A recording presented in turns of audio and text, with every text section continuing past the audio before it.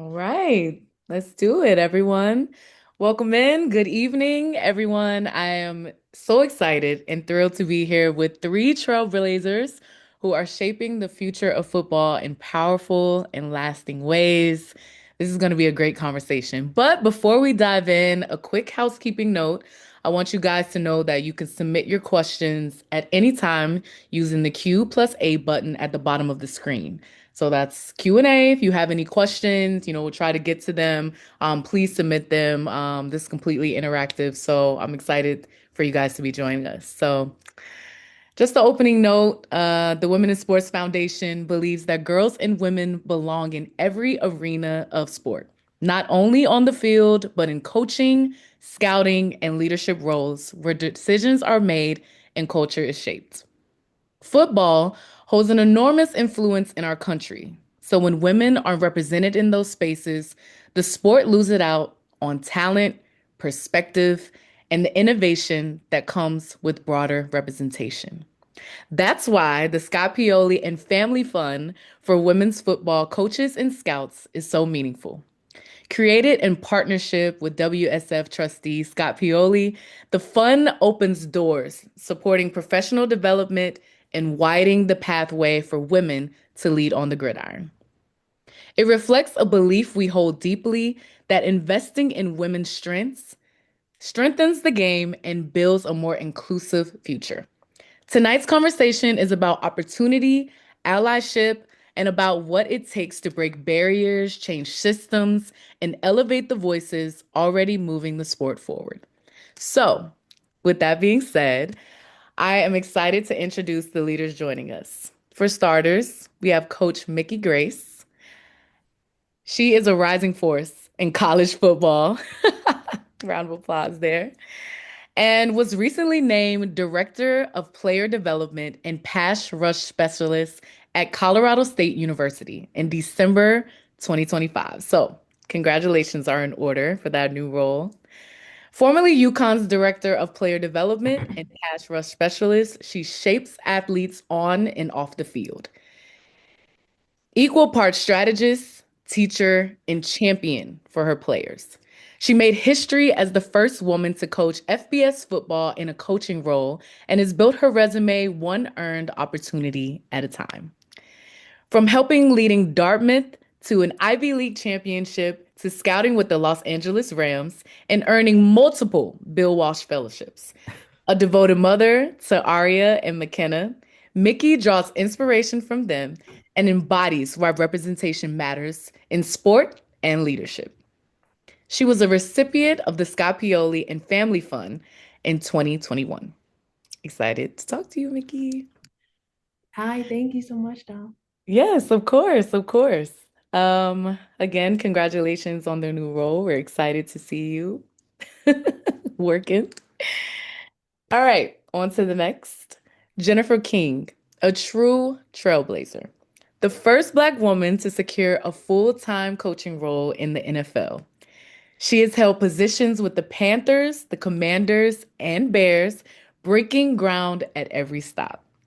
Today, she continues to lead as an offensive analyst at North Carolina Central University, where she is the only women analyst at a Division I HBCU. Her journey from a two-sport collegiate athlete to NFL coaching pioneer has opened doors and inspired the next generation of leaders on the sidelines. Coach King was a recipient of the Scott Pioli Fund, Family Fund in 2019. So welcome, Jennifer. Nice to talk to you. Nice to be here. And last but not least, we have to introduce Scott Pioli, whose vision helped establish this critical fund. He is one of the most decorated executives in NFL history, a three-time Super Bowl champion, and five-time NFL Executive of the Year. Throughout more than 30 years in the league, he's built championship teams and used his platform to mentor and champion underrepresented voices. His commitment to equity isn't theoretical, it's personal. He has invested time, mentorship, and resources to ensure more women get a real shot at coaching and scouting opportunities, including through the Scott Pioli and Family Fund, Scott is also a WSF trustee, a Boston FC legacy investor, and a consultant to collegiate and NFL leadership. So we welcome you, Scott. Appreciate all that you're doing. Thank you. Thank you. All right, so I want to thank everyone for being here, and I'm excited to just dive right in. So we're gonna get straight to the questions, and all right, we have the last introduced. This question is for Scott.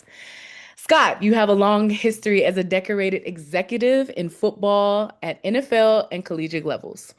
In 2018, you and your family created the Scott Pioli Family Fund for women's football coaches and scouts to support women advancement in football. What first opened your eyes to the gender gap in coaching and scouting, and what problem did you feel most compelled to solve when you decided to step in? Yeah, I guess the it's always been visible, right? It wasn't like anything I had to open my eyes. It was just there for not only me to see, for everyone to see. And that started, I'll go back to 1997 when I was working for the Jets, and Donna Ponte was working for our organization. And everyone who's been around the NFL knows who Dawn is. She was like the number three accountant doing payroll.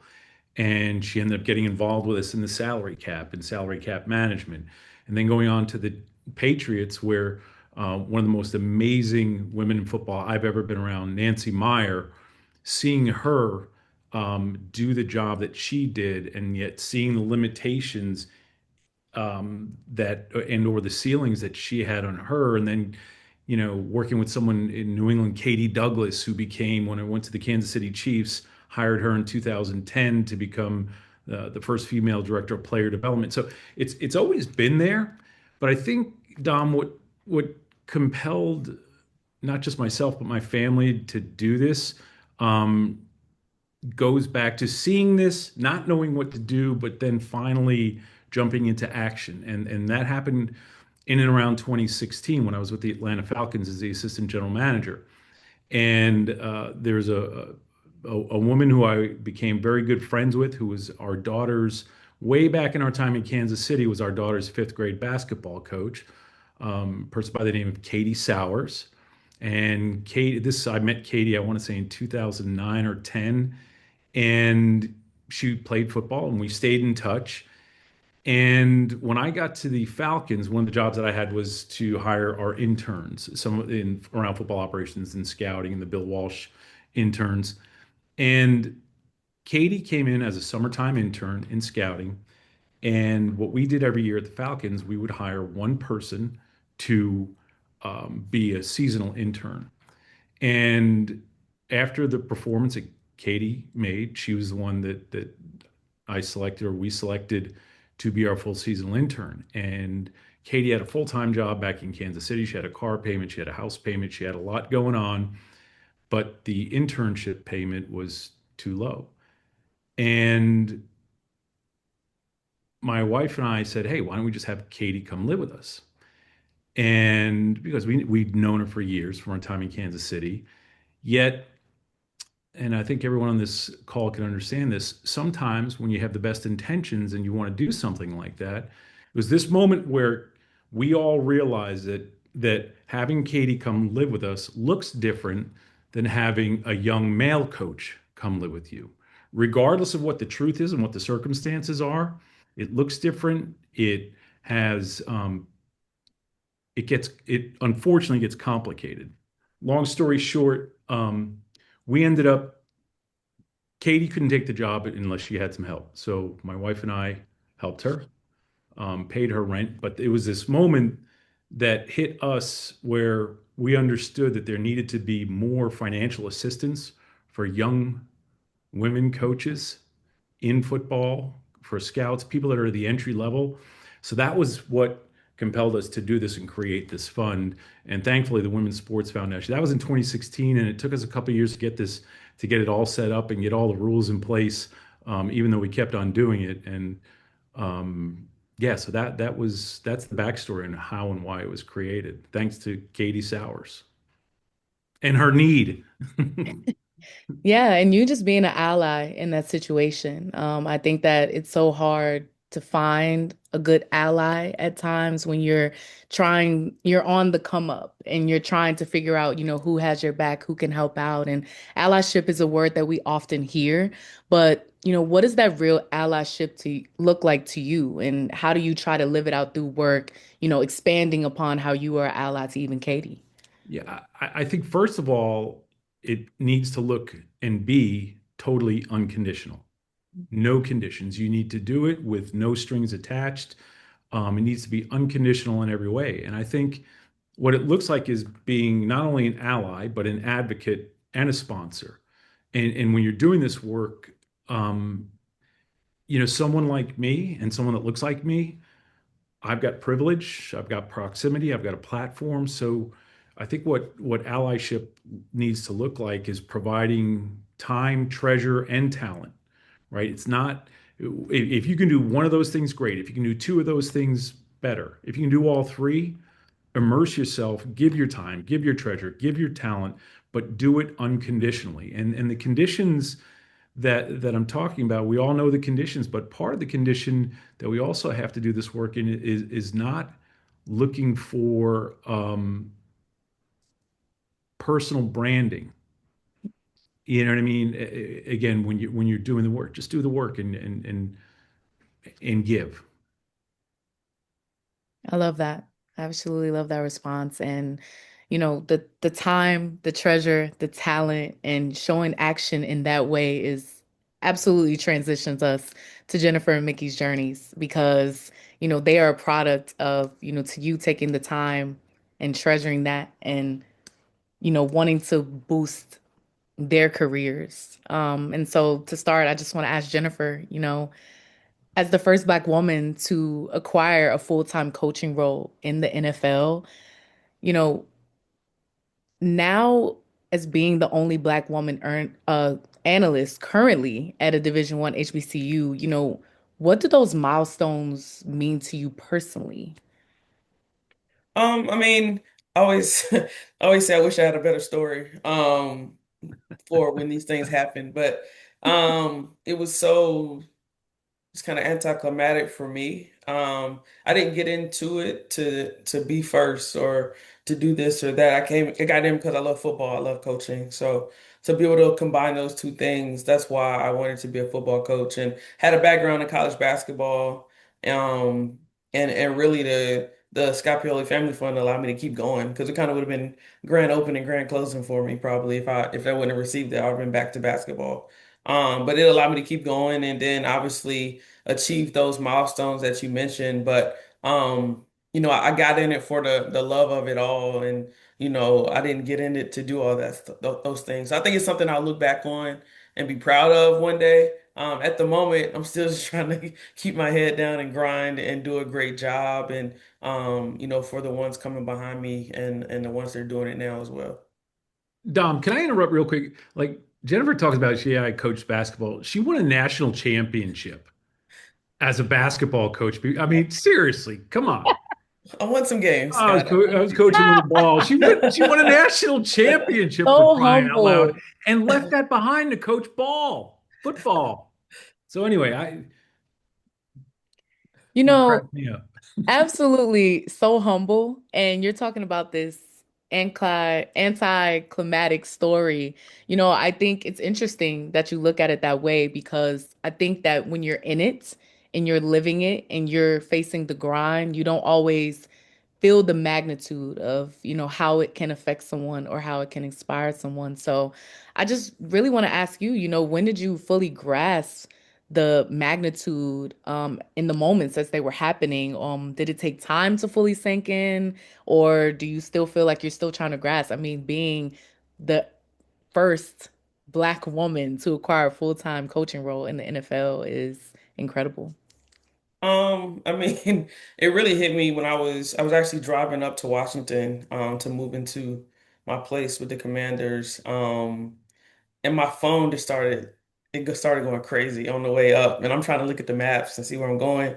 And it was like that moment. I thought either something had happened, or I didn't know what was going. I thought maybe I got hacked. I don't know. Like message, it just kept going off. So I ended up pulling over at a rest stop and was seeing what was going on. And it was kind of in that moment I realized kind of the magnitude of it just because of all of the messages and alerts that I was getting kind of on myself. And it was just the strangest thing for me, to just my phone is just it's constant. It won't stop. It keeps going off. And that night I'm grabbing dinner at this I have no idea where I am. It's just up in Ashburn, Virginia. I go to the spot and I'm at the bar and like it goes across the bottom line on ESPN, and I'm just like, this is crazy. Like I'm just literally moving to take a job. That's my mindset. I'm excited to get started, and then all of these things started taking place, and that kind of allowed me to see, I guess, that it really was a big deal what I was doing. It is a huge deal. It is a huge deal. I love that story. And I know that it's always, kind of gasping when your phone is going off in that way. But I love that, that was your introduction, getting all the love that you deserve on the forefront. So thank you for sharing that story. I really appreciate that. Transitioning to Mickey. Um, Mickey, your career has spanned quality control, assisted defensive line coach, pass rush specialist, and player development. How does your relationship with football developed as you've moved through these different roles?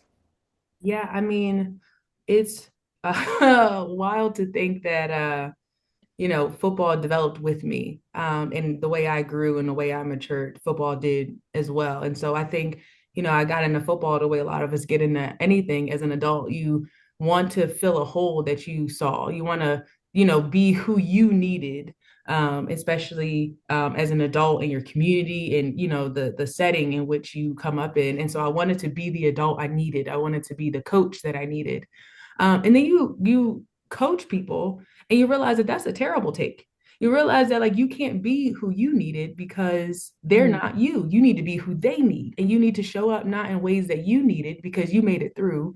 You need to show up in ways that they need you. And so that, finding out who you're serving, and it's easy here because I'm with the Rams at Colorado State here. So it's like, how can I serve the herd? And I keep saying it over and over again. So when I meet this herd, when they all move in, my first job is to meet them and to figure out who they need and then become fluid and fill those gaps. And if you're, I always say I was a math teacher for a couple of years in Philadelphia, and I always say like if I can't explain it at the most basic level, then I don't know it well enough.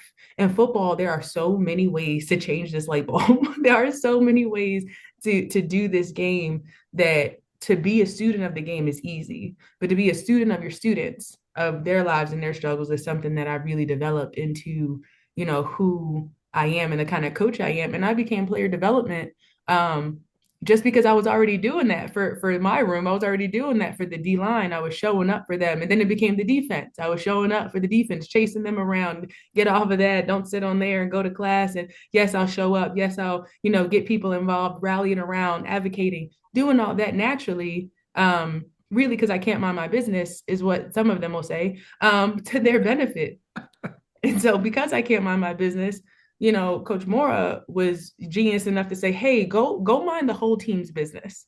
Go be player development and make sure everyone has what they need. Make sure everyone, who are our players who we're serving, that we're actually doing things to serve them. So it's funny because the thing that I want the world to do, which is serve underprivileged people or underrepresented people in communities, I also have to in turn do every day. So I do the thing that I would love the world to do. I love that. And that's a lot that you had to take on transitioning through the different roles. And I know that there's a lot of lessons you had to learn throughout there. You've shared some of them, but what would you think your hardest lesson has been just from learning that about what people need and having to pay attention to their different needs throughout? I would say lessons weren't necessarily hard to learn, but they were hard to get teachers for. In my experience, I thought that the people who were in these positions also wouldn't mind being mentors and wouldn't mind. And I realized that teaching and mentorship takes so much consent. That's why we need people like Scott and people like Coach King are so important to know that she was the first Black woman to do so many of these things that we dream to do are so critical to us because um, we really need opportunities to learn. And that is actually something that some people get by proximity. Some people get by privilege. And so if you don't have either one of those two, it can feel like you're on an island really easily. And that dream and that idea is just so few and far between. But what I've been validated in is that I have not been giving any passion that I didn't also um, find a way to make happen. Like, my purpose was hidden inside of my passion. And so no matter how many times I tried to survive without football, football found its way to me. And so with that respect, me now going hand in hand with football, being able to push the needle forward, is a privilege that I get to do that. But it wasn't a hard lesson, but it was hard to find. And so that's the biggest key here, is really trying to find teachers and mentorship and students. And if you're willing, there are so many people who are in underprivileged spaces who would love to learn. Oh, that was really good. Thank you for sharing all of that, the passion, the fuel. I can hear it in your voice. Um, And I just got to say yeah, that was, we met Mickey when you were coaching in high school That's right. 100 That's years right. ago, right? And that same passion. She was a teacher then, and that's the thing. She talks about being a coach and the importance of being a teacher and being in people's business. Right? It wasn't being in people's business. You genuinely cared, and Yeah. that's what great coaches do. They care. Yeah. absolutely. Absolutely. And, you know, it's interesting to hear that all three of you are sitting here and everyone has had a different journey, different experience, and it all comes together. Um, in one facet. And, as you've navigated these journeys, I would like to ask all of you, what leadership values guide you most today? I know, Mickey, you were speaking very passionately about that, but I just wanted to ask each of you, is there a certain value that's kind of guiding you along to keep going? Yeah, I mean, I think it's really hard to lead when you haven't done. And so I think that having the experience of what you've done and what you needed to know when you were the one who did it is really important to lead others doing things. And I think that the best leaders I've had always got in the ring with me, always showed me what to do. And so really putting themselves in positions to be accessible. When I didn't have a job and I was looking to like figure out how to cold call people, I called Scott and he answered, and that was a big moment even for me just to get him on the phone because Scott is in high demand. So, you get Scott Pioli on the phone, that's step one. Step two was though, how can I like what do I do? What do I say? I'm this kid from the underbelly of Philadelphia.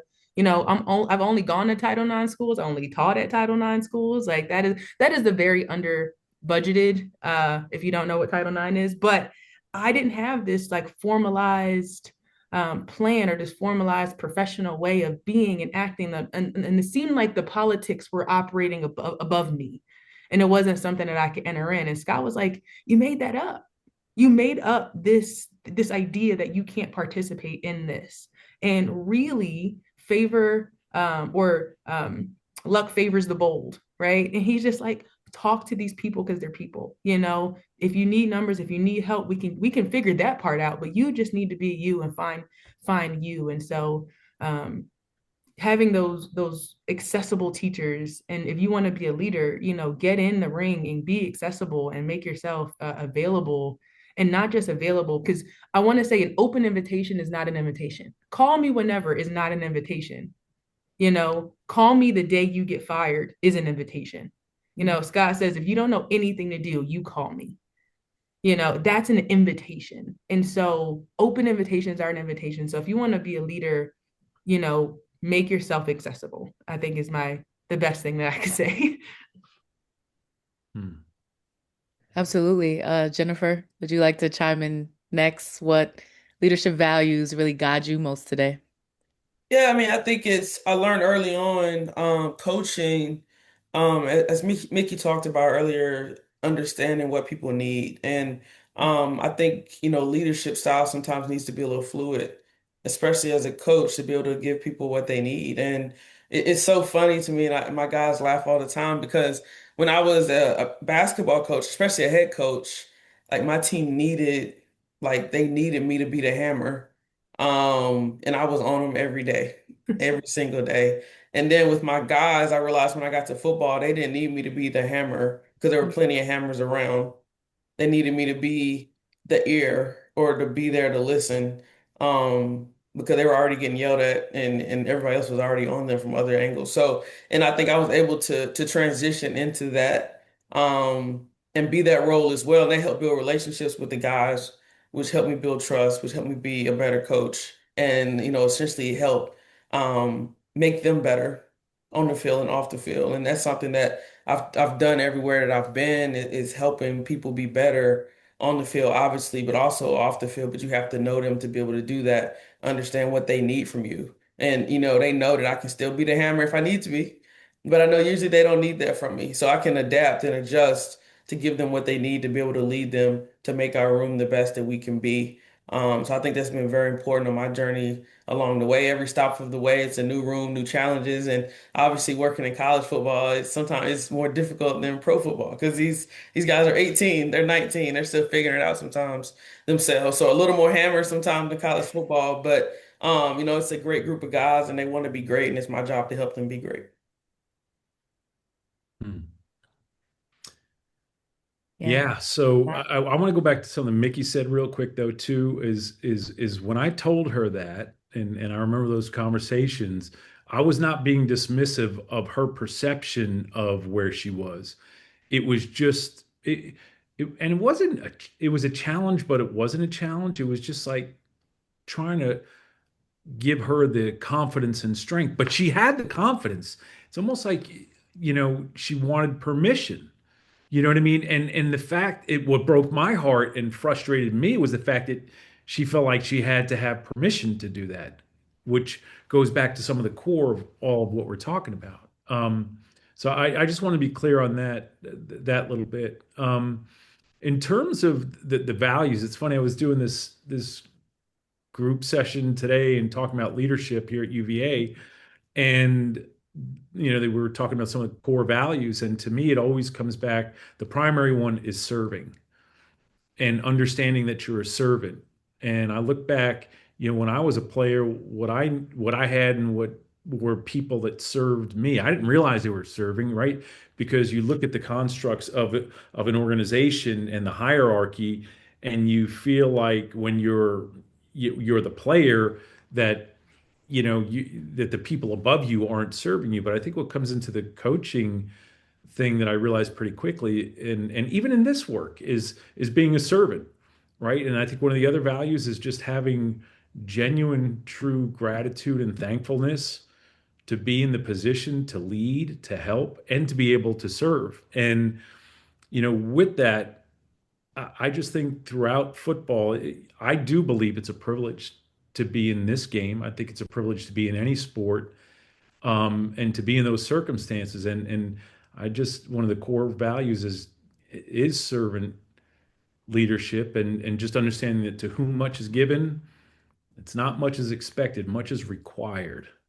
So when you get into that role of being able to lead people, which is truly important, have gratitude and thankfulness, and treat it with great care.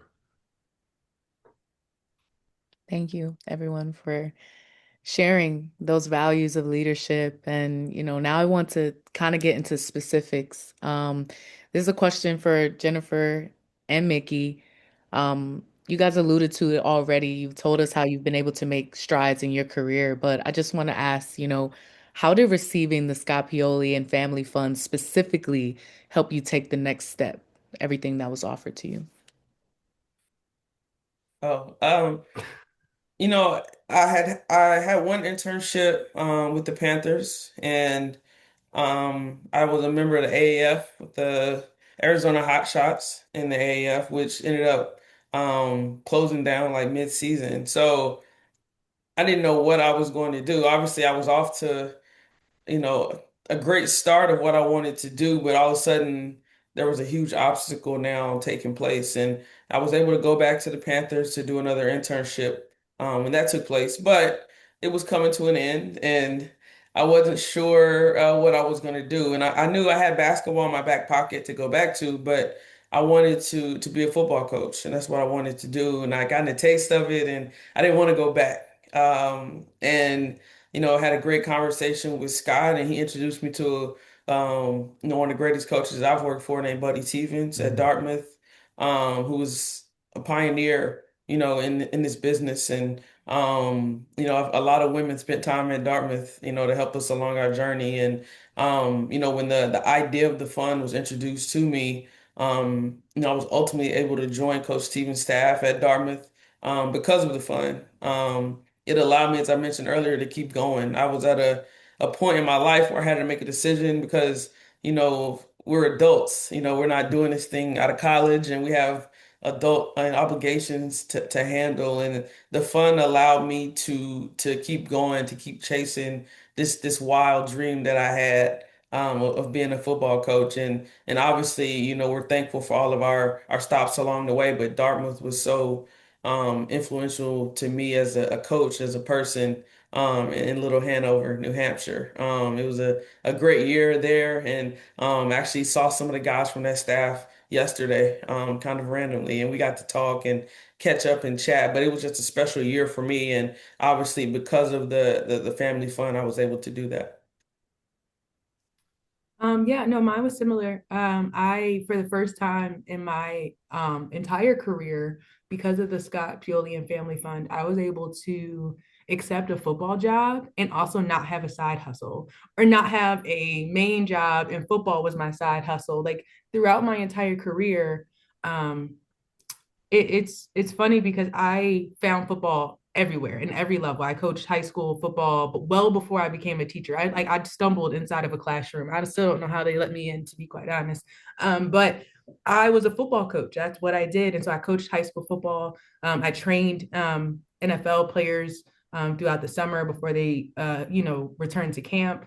At their NFL programs. And so I was just doing football things. I was involved, I was close, but I had no idea. I even had like a Facebook podcasty before podcasts were cool, talking about football because I thought maybe the only way I get to the grass is the sideline. Like I tried to um, fit football into my life, and so I had gotten an opportunity that I had to say no to because I couldn't afford to take it. I couldn't afford to go, and that was in 2014, and so the idea that like, oh, I could have been in college football was something that I had to say no to because I couldn't sustain it. I was like, I can't eat, I can, live realistically. And when I finally got an opportunity, I was already working virtually for the LA Rams as a scouting apprentice, and I loved my year.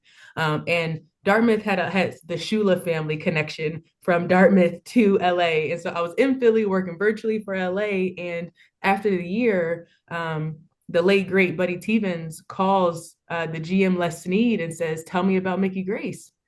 And I was like, well, I hope I just made an impact as this baby tiny scout on our GM, virtually across the continent. I hope that made an impression. And he was able to talk, to Coach Stevens. And honestly, it was the Rams in my exit interview that said, they asked me, do you want to scout or do you want to coach? And I said, I loved scouting. I didn't know I was going to love it, but I loved it. But I don't know if my coaching career, like my journey in that, is over. And I feel like scouting is something I will return to. But I need to go back and coach. And they said, great, we agree, you're going to Dartmouth. And I was like, okay, great. That's awesome. Thank you for helping me get a job. How am I going to do this now? And so at the time, I was technically still a high school coach. I had already received the Scott Pioli Fund to continue my high school journey. And so being able to accept that Dartmouth job now without a second thought of what am I going to eat? Where am I going to live? What am I going to do? I was able also to go to Dartmouth, work with Buddy Stevens, work with Dwayne Brooks, and coach their defensive line. And 2 days into camp, Brooksy was like, hey, he's the defensive line coach there. He said, hey, you got him? I said, I got who? He said, the defensive line. Go, that's your meeting. And I ran the defensive line meetings from the second day in camp throughout the rest of the season. And that I would have never, he believes in pushing you into the river with both feet. Like he just pushed me off the diving board and was like, swim, you got it. And thank God I swam, but it was terrifying. But all that terror and magic and championship feeling, I wouldn't have been able to even taste that and know what that was and be a part of that and serve that team had it not been for this fund. So for the first time, I got to say, football is what I do. Football is my job. It is who I am. And there, nothing else is my side hustle. It's football through and through. And that ability gave me an opportunity to show that I could sustain this 10 weeks in. I could sustain this, 12 weeks in through camp, through the spring. Like, this is something that I can do continuously. It's not a lightning in a bottle situation. This grace is sustainable. And so tapping into that was something that I was able to show people. And then honestly, I talked to Scott right before I randomly cold text Jim Mora, who had just gotten the job the next year at University of Connecticut, and cold text, and honestly cold met him and kind of walked into his office. And I didn't ask for a job. I just told him I was available. And it took him 2 more months, but then I got hired at the University of Connecticut. And I'm grateful that he then brought me to Colorado State University. So had it not been for that fund really knocking that first domino over, I would not be here in this role.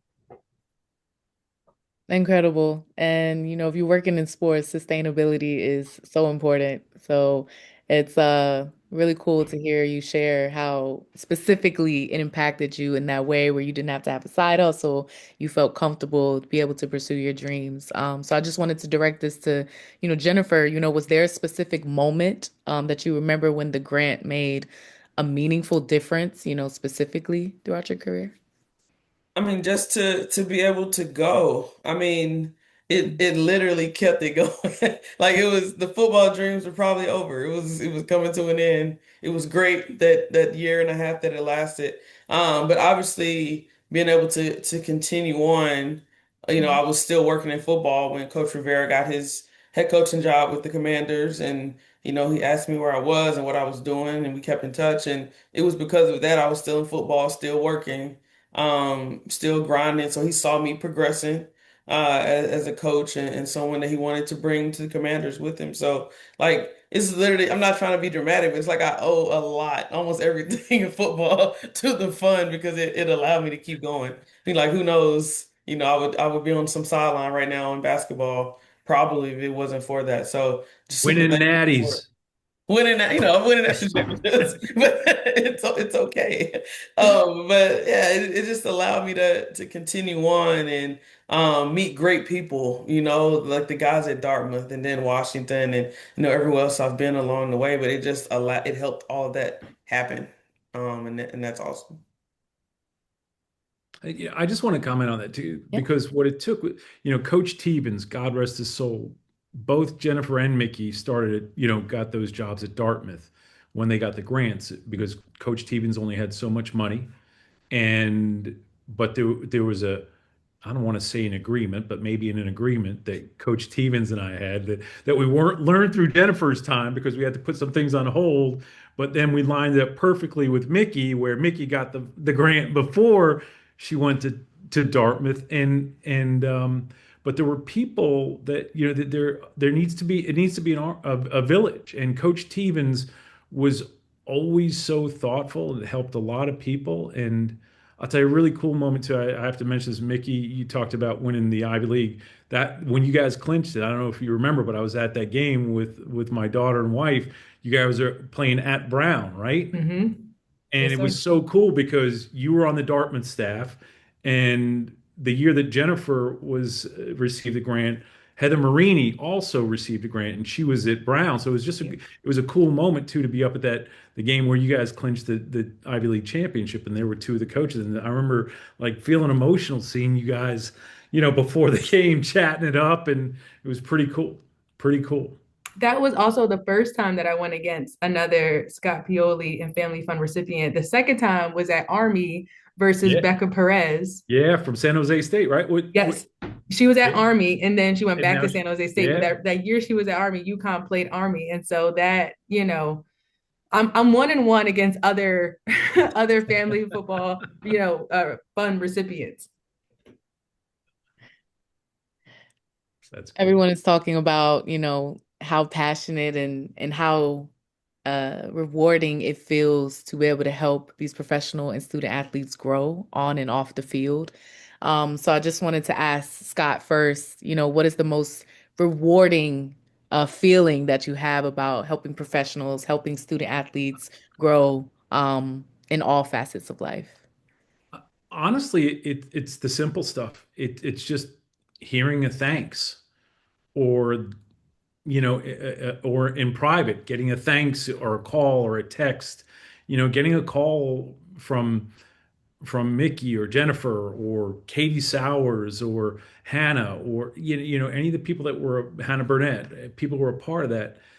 And it's not just people, it's anyone that you serve, right? Because there's a bunch of young male coaches, Brian Flores, Ryan Poles, Borgonzi, all these people, Adam Peters, who are in these roles now. I'll say this: I had a really, really cool moment, and I don't know if she's on here today. Um, but I was down in Nashville 2 weekends ago and working the FCS showcase. It's like a combine for FCS players. And there was this scout who kind of I felt like she was side eyeing me or stink eyeing me when she walked by. I was like, what was that all about? And then I'm talking to someone a little while later, and these two scouts, one of them being her, come up and they introduce themselves. And the young lady goes, "Hi, Scott, I'm MK Collins. I received your grant this year. I wouldn't be here today if it wasn't for you." And it was and she was a little emotional. She made me, I got really emotional, but here is this person that I didn't know, was a grant recipient for us. We've never met in person. I knew who she was. I knew what she did. And that moment, I had to walk away because it was there in real life. There she was working for the Buffalo Bills, and she said this wouldn't be possible. And that's all. It's just a simple thanks. Amazing. Yeah, I know that is such a great feeling to see the success and everyone succeeding and just being in their corner. Just want to transition over to Jennifer and Mickey.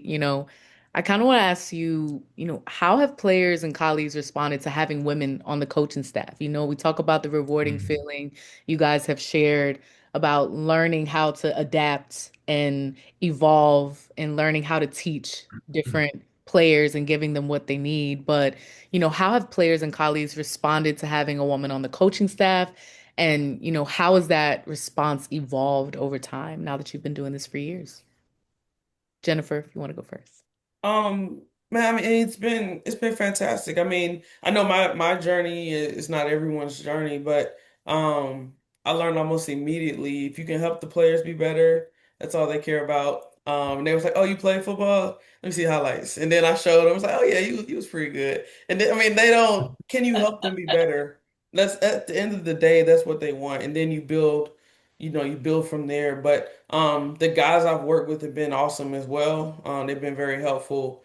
I've never felt alienated or like I didn't belong or anything like that. And even the guy I work with now, it's so funny. He's like, "Oh, JK, one of the bros, man." Like it's just like it's so funny because that's literally how he views me, just one of the guys, which is hilarious. But that's all you want. You don't want to be different. There's nothing different about it. I'm just there to help the team be better and help the room be better, and that's what it's been. And I'm thankful for the people I've coached, the people I've worked with, that it hasn't been an issue. Because I know that's not everyone's journey, but I quickly learned what I needed to do to gain the players' trust, and I was able to do that and continue to do that to this day. Yeah, I had a definitely a more difficult experience. Like my journey was definitely mine. And I think it's because I started in football so much earlier. Like I was coaching football while I was an undergraduate in college. And so starting earlier put up more challenges. And it also was terrible because me as a young Black girl from Philly, I'm like looking for validation and permission and all these things in people that had no intention of ever giving it. And it took me so long to try and find the right people, because I also thought that one of the complete misconceptions I had from the outside looking in is I thought the tiers of football coaching were lateral. I thought it made sense like education. After you are in middle school, you go to high school. After high school, you go to college. And I thought coaching was the same. I thought all the high school coaches wanted to be college coaches, and then college coaches become NFL coaches, and those were the ladders. And that's just not true at all. And it took me so many years, honestly, until one of my first NFL internships to realize, like, wait, you never coached college? And like, there were a group of NFL coaches who never touched college, and there are a group of college coaches who don't want to go to the NFL. And I was like, these are completely different entities, and these are completely different jobs that you're asking people to do. And so, my journey, it was very specific to me, and I'm grateful for it, for what I've learned and how I've learned to maneuver, and also be able to turn around and give some of those lessons and those things that I had to be delicate about, to other people, especially people that may look like me, or may look, even more marginalized than I am. And so my journey definitely is different. But what I will say is that people who've always been on my side were the players. I trained Malcolm Jenkins, who was, a linebacker in Philadelphia for the Saints, two-time Super Bowl winning champion, Pro Bowler, all the good stuff. Now Hall of Famer. So shout out to Malcolm. But I trained him for 6 years in Philadelphia. And he had said in an interview about me that, like, I didn't care who had the key, she had a key, and I needed that key. And so it didn't matter who the key holder was. She had a passion. She knew, and I really got with him with his pass rush, in Philadelphia, but it was something that the players were never are never the issue. And honestly, we're only a story when we walk in the door. Like, we're only an anomaly for like a second. And I don't know if that's Jen's experience, but like, after that 1 second, after you've addressed the team once, or your position group once, that all goes out the window. You're just who you are. You're just your personality, on the forefront. Someone asked Coach Mora, excuse me, someone asked Coach Mora after our first year, oh, how's Mickey Grace? And he's like, what happened to Mickey? Because he's like, what? And so he's looking at his chief of staff like, did something happen to Mickey?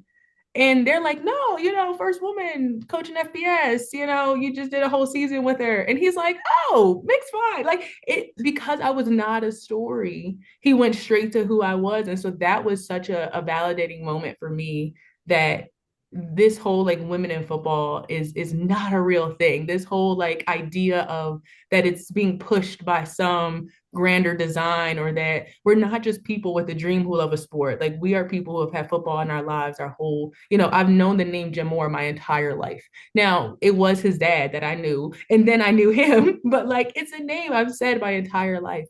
And so for that household name to see me and not even think twice about me being a woman, like, it didn't even occur to him that I was a woman in football in that moment. I was just one of his staff. I was one of his coaches who, serves his players. And for him to just bypass all this extra storylines, because it didn't make sense to him to include all of that, because I'm just one of his coaches, was such a moment where I saw that, like, oh, anyone who has a problem with this idea or with this thing happening has nothing to do with it. Like, nobody who's actually touching football has this problem. And if they do, they just don't hire us. And that's okay, because then we don't waste time trying to get hired by them. Which is also part of my experience. Like, just, if it's no, say no, because you have no problem telling men no, and, saying that, you're not right for this job. Sometimes people will let us waste our own time and volunteer and learn and be around when they were never going to hire us. And so me finally finding those doors marked yes really changed my life. And Scott, that's got to be something for you too, just being able to see kind of the fruits of your labor and the passion in which Mickey and Jennifer speak with on, how they're knocking down doors and breaking barriers. You watch several years of the fund recipients launch and grow their careers. What impact has surprised you or inspired you throughout their journeys? I mean, they inspire me, right? And what they do, because no one that's been involved or that's been a part of this has done anything but succeed. And when I say success, success is they get to do what they want to do, and they keep doing it, and they set examples. The other thing is they're they make themselves available to everyone. So they inspire me, the work that they do. And it's it's it's not what I've done, or my family. It's not what we've done. They just people that's life, right? People just need. I am from the most privileged group on the planet, right? I'm an old white dude. Let's call it what it is. Therefore, you know, I've had all you do is try to find ways to provide opportunities so people can have access. And like Mickey said earlier, you don't just say, "Hey, yeah, the door's open." No, invite people in, sit down with them, engage with them, mentor them. You can't just say that the door is open. So, but we're not doing anything, right? Other than the right thing. Why shouldn't Jennifer have a chance? Why shouldn't Mickey have a chance? Why shouldn't Hannah Burnett, Katie Sauer? Why shouldn't anybody have a chance to be a part of this game? We talk about this game being about people and the team and the collective and the greater the good, but we're going to put you know, our hand up to people at some entrance points. It's crazy. They're doing the work. We're not doing anything, my family and I. What do Jennifer and Mickey represent to you in terms of the possible future of football, Scott?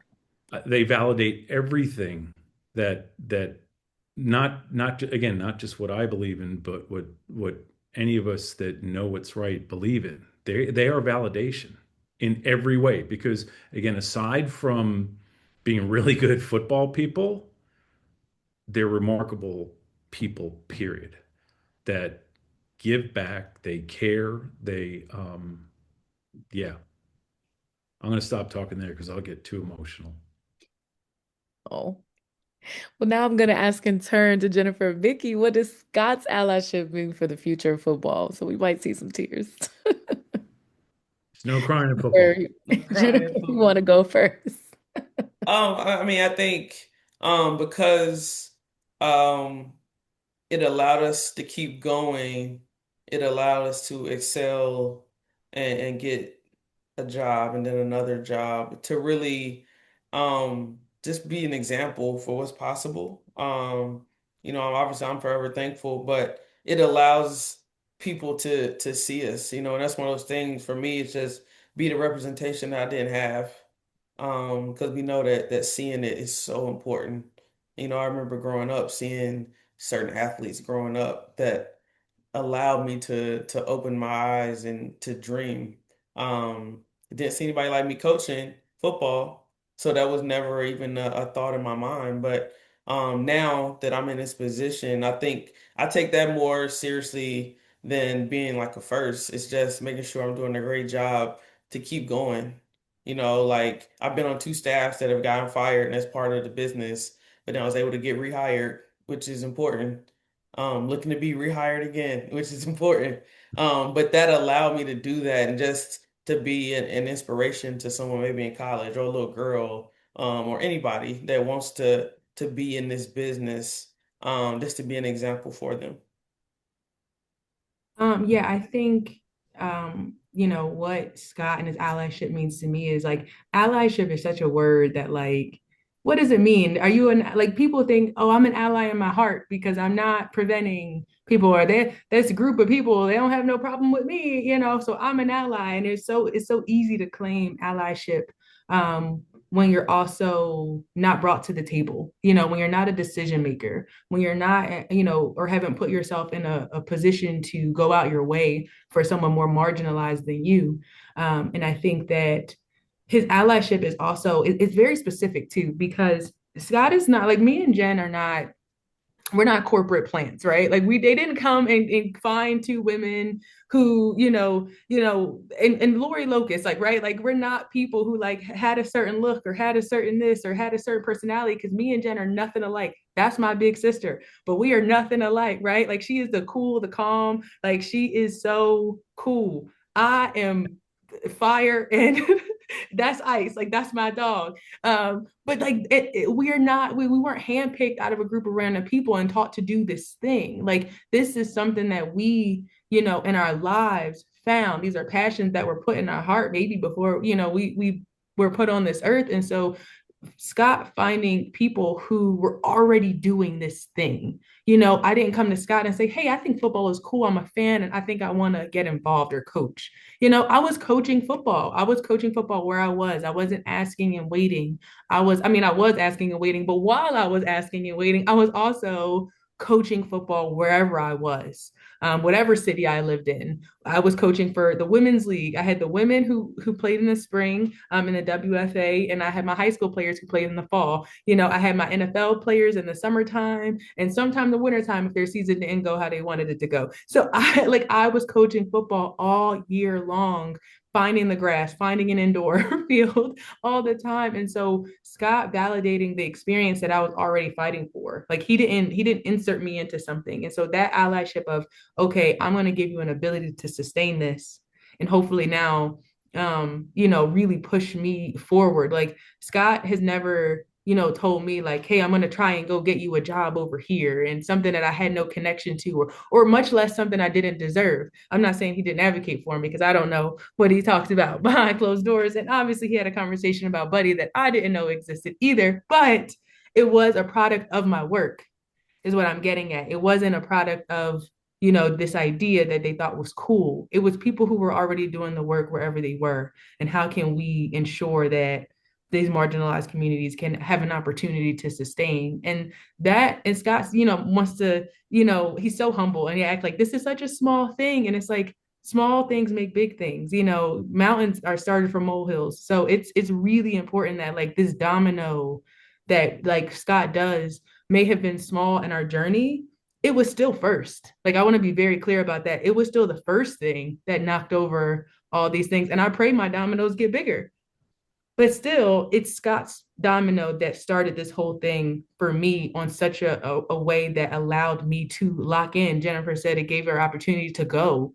Like if you don't know what it's like to be mentally checking your bank account and trying to figure out what you're going to eat and how your bills, what's the calendar of your bills getting paid and pulled out your account, and then Apple comes and takes their $10 no matter how you doing. So like it's really a moment where like, he gave us an ability to let go of this thing. He gave us a taste of privilege that he was able to share with us. And that's real privilege. Like that's real allyship is here. I'm going to let you borrow this privilege for a second so you can go show them what you can do when you are not held back, taking some of those obstacles out of our path. We already, we neither me nor Coach King were born on third base.